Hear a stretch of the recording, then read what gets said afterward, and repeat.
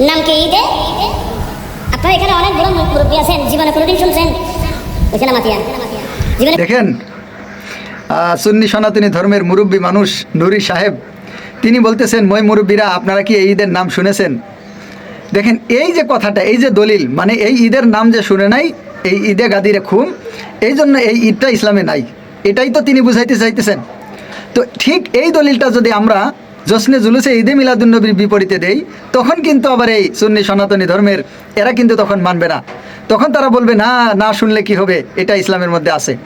দেখেন তো, আপনি যে এলাকাতেই বসবাস করেন, সেই এলাকায় যে সমস্ত মানুষরা আছে, আপনি বাংলাদেশের যে কোনো এলাকাতে বসবাস করেন, আপনার এলাকার মই মুরব্বীদেরকে জিজ্ঞেস করেন যে গত 10-15 বা 20 বছর আগে এই জশ্নে জুলুসে ঈদে মিলাদে নবী এরকম কোনো ঈদের নাম তারা শুনেছে কিনা।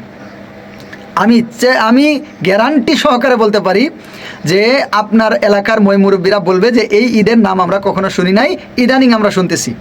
তাহলে যদি মই মুরব্বীরা এই 10-15 বছর আগে বা আগে না শোনার কারণে এটা যদি ইসলামের না থাকে, এটা যদি বিদাত হয়, এটা যদি নাজায়েজ হয়, এটা যদি ইসলামের বাইরে হয়, তাহলে এই দলিলে ঈদে গাদিরে খুম যদি এটা বিদাত হয়, নাজায়েজ হয়, না অপালনীয় হয়, তাহলে জশ্নে জুলুসে ঈদে মিলাদুন্নবী কেন অপালনীয় বা বিদাত নাজায়েজ হবে না?